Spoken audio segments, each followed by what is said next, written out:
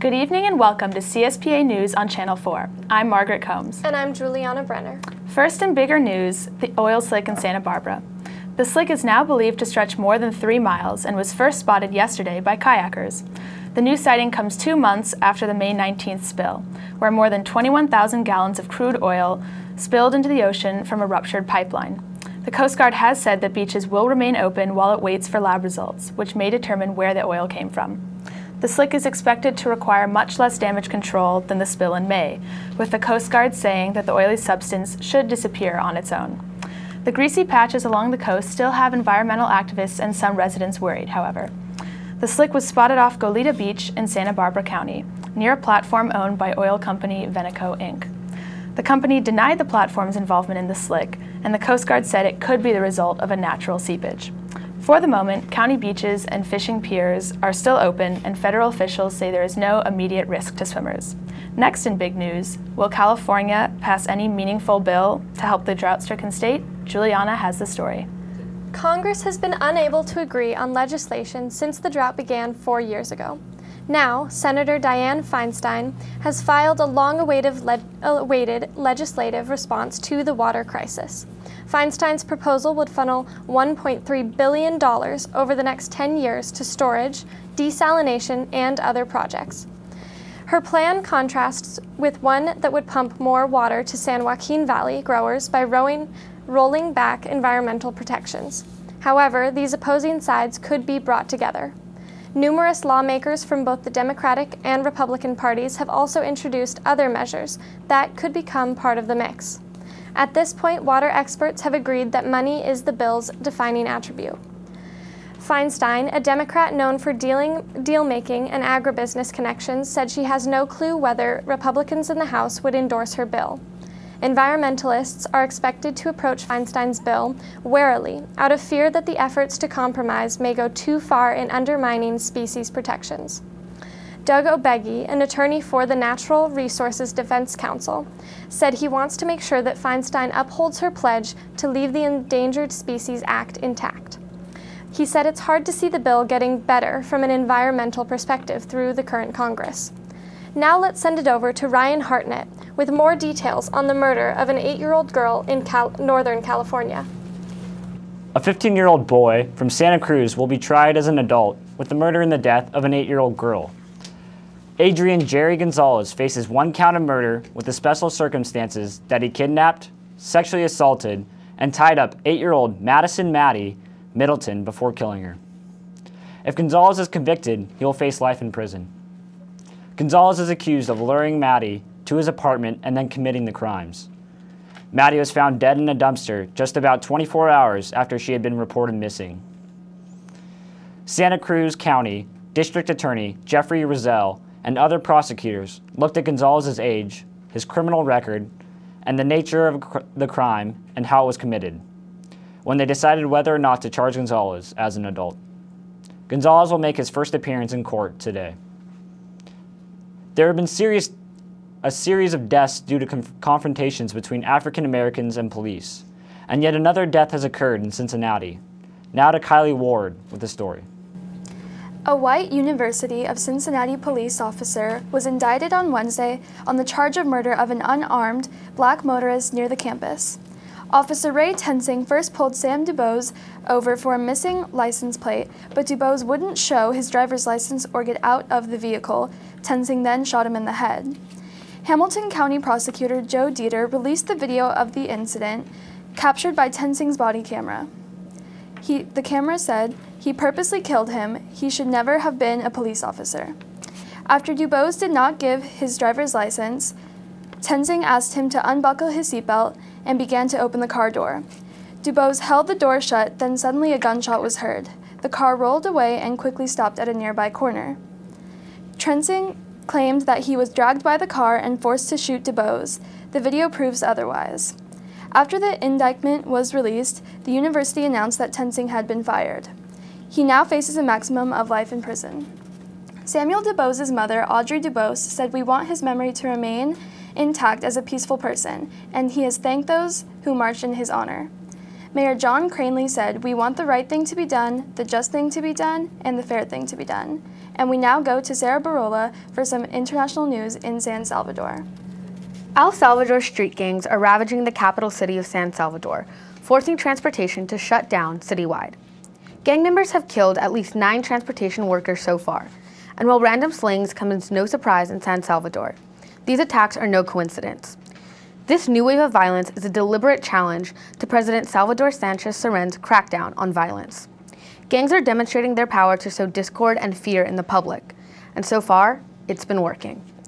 Bus drivers have simply stopped coming into work, and the chaos is spreading quickly. With no immediate prospect of normal transportation resuming soon, the city of 1.8 million residents is virtually paralyzed, as San Salvador lacks any other means of shuttling its citizens to and from the capital. This is bad news for commerce and even medical services. Over 1,000 medical procedures have been canceled, as thousands find themselves unable to make their way across the vast city.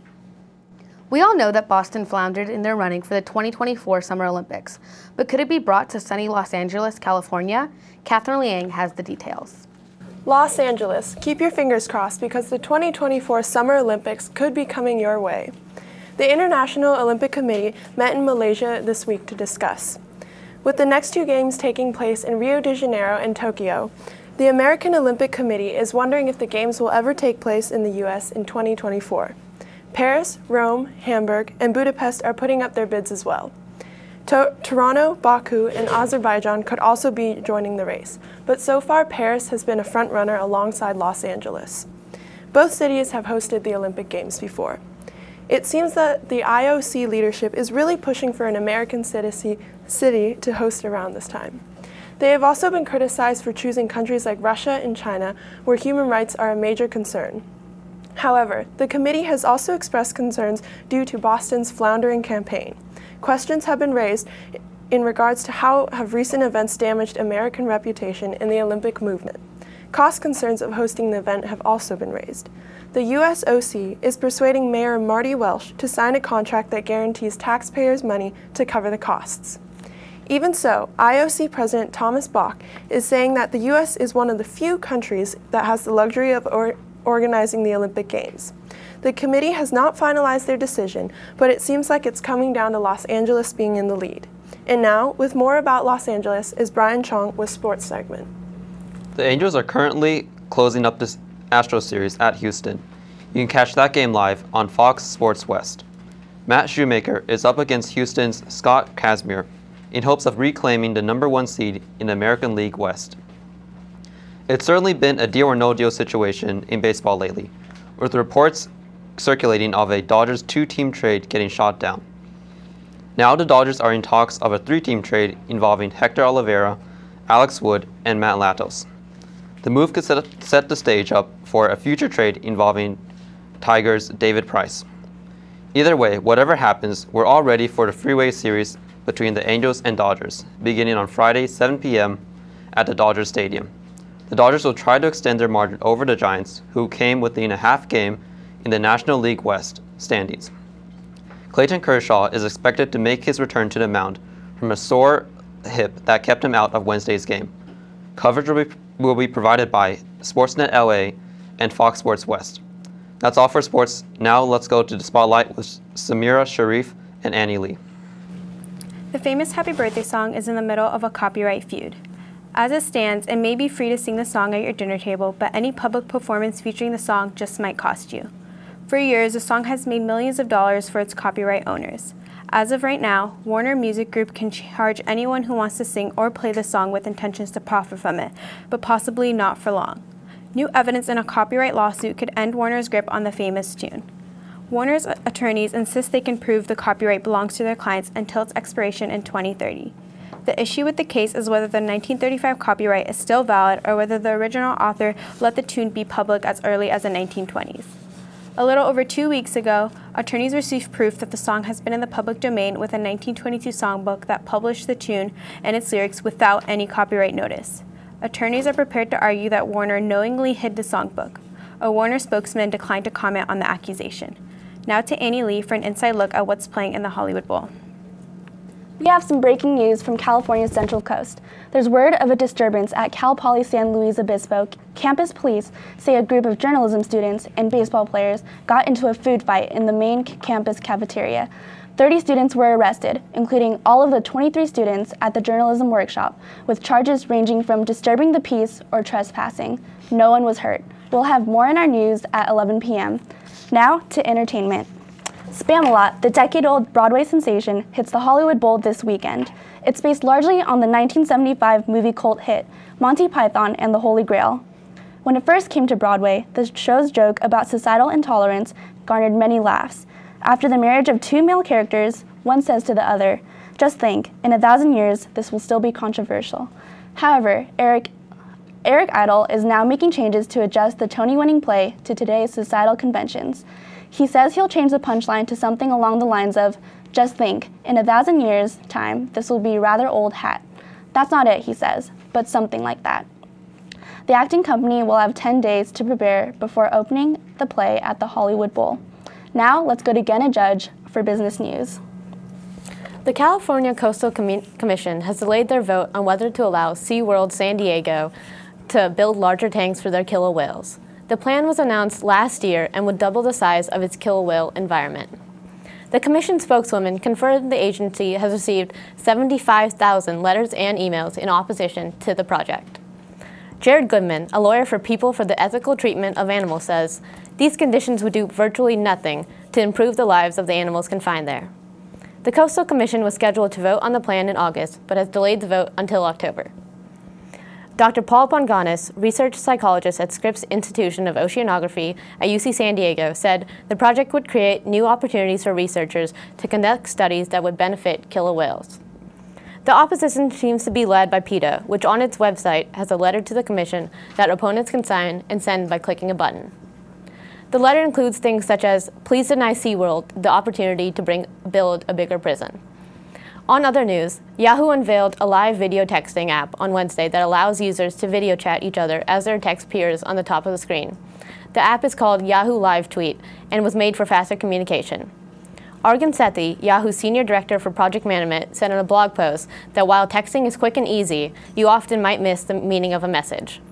Last week, Yahoo reported a loss of nearly $22 million in the second quarter, making it desperate for more mobile products. Like Snapchat, Live Tweet has no record of the videos or texts after they appear, but also has no sound. Now Shilpa Rao with economic updates. Economic conditions are improving. The Federal Reserve indicated this on Wednesday by moving closer to increasing interest rates. It said in a recent policy statement that the housing market has shown additional improvement. It also said that the labor market has improved since last month because of solid job gains and declining unemployment. Also, be careful, Mom and Dad. A new Pew Research study released Wednesday shows that millennials are less likely to live independently and establish their own households than during the recession. This is largely because of student loan debt, which can impede independent living. Richard Fry, senior economist at the Pew Research Center, said rising rents have also contributed to the issue. The problem has led to a lack of growth in the housing market. Up next, Daniel Yoon on the unusually humid weather we've been having. Well, scientists say you can blame the sticky weather on El Niño. El Niño is a weather phenomenon that involves the warming of ocean waters west of Peru, changing atmospheric conditions that dramatically alter the world's weather patterns. In this case, the high sea temperatures off the Mexican and Central American coast are supercharging moist air moving from Mexico into California. This will result in California receiving another dose of Florida-style weather over the next few days, as a humid, wet storm system moves through. The system might bring thunderstorms from the south to the San Francisco Bay Area and Yosemite. The National Weather Service predicted that these storms could continue throughout the week in Southern California's mountains, inland valleys, and deserts.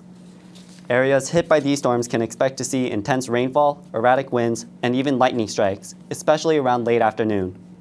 But not everyone believes this week's weather to be related to El Niño.